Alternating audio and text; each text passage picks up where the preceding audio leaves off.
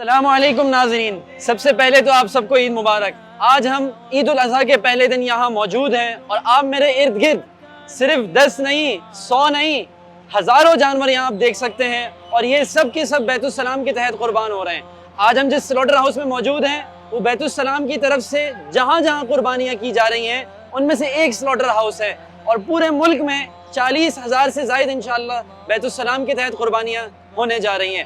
آئیے، یہاں پر جانور کو چیمبر پر لایا جاتا ہے، اور اس چیمبر پر آنے کے بعد ان کو یہاں پر قصائی کے ذریعے جو تکبیر پڑھ کر یہاں پر اس جانور کو ذبح کر دیتے ہیں۔ اس کے بعد اگلے مراحل کے لیے جانور جو ہے وہ چلا جاتا ہے۔ اس وقت ہم جس جگہ موجود ہیں یہاں پر ان کی اسکن کو پہلے اتارا جاتا ہے، پھر اس کے بعد اسکن اتارنے کے بعد ان کی موومنٹ کرائی جاتی ہے، جہاں پر مثال کے طور پہ یہ جگہ ہے، اس جگہ پر ان کے پیٹ کو کٹ لگا کر اس کے اندر سے جو علائشات اور دوسری جو غیر ضروری چیزیں ہیں ان کو نکال کر اس کے پھینک دیا جاتا ہے۔ پھر یہاں پر مزید اس کی صفائی کی جاتی ہے، تاکہ اس کی ہائیجینک اور اس کی صفائی ستھرائی جو گوشت پیک ہو وہ ایک مکمل صاف ستھرے پیکٹس میں اور صاف ستھرے ہیمپر میں تقسیم ہو، کہ جس کے پاس بھی جائے وہ ایک بہترین ہائیجینکلی، ایک میڈیکلی اپرووڈ وے میں اس کے پاس گوشت جائے۔ صفائی کے بعد پھر اس کو اس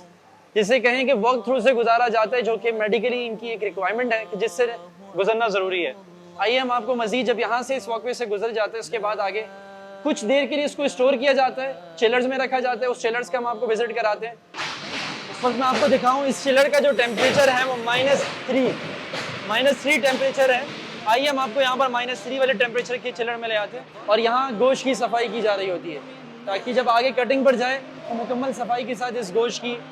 جو ہے وہ کٹنگ ہو سکے اور پھر اس کی پیکیجنگ ہو سکے۔ آئیے ہم آپ کو اس ایریا پر لے جاتے ہیں جہاں پر اس کی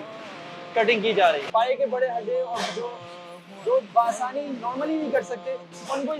یہاں پر اس کٹر کے ذریعے کاٹا جاتا ہے۔ لا الہ الا اللہ، اللہ اکبر، اللہ اکبر۔ یہاں سے اس کی سپلائی کے بعد وہاں پر آگے جا کے تھیلیوں میں پیکنگ کی جا رہی ہے، 5 کلو کے تھیلیوں کے پیکٹس بنائے جا رہے ہیں، اور پھر ان کو بلاسٹ فریز کر دیا جاتا ہے، اور بلاسٹ فریز ہو جانے کے بعد ان کی ٹرانسپورٹیشن چلرز مزدہ جو ہوتے ہیں اس کے اندر ان کی ٹرانسپورٹیشن کی جاتی ہے، جس کے بعد وہ مختلف مستحقین علاقے جہاں پر ہم نے ٹوکن کی تقسیم کی ہوئی ہے، جہاں پر یتیم ہیں، جہاں پر بیوائیں ہیں، جن کا ڈیٹا ہمارے پاس موجود ہے، ان کے پاس وہاں پر ہم نے پوائنٹس بنا دیے، اپنے مراکز بنا دیے، اور مراکز ہم نے ٹائملی ڈسٹریبیوشن پوائنٹس انہیں دے دیے، جس ٹائم پر جس دن وہ ہمارے پاس آتے ہیں، اور پھر ہم ان کو یہ گوشت ڈسٹریبیوٹ کر دیتے ہیں۔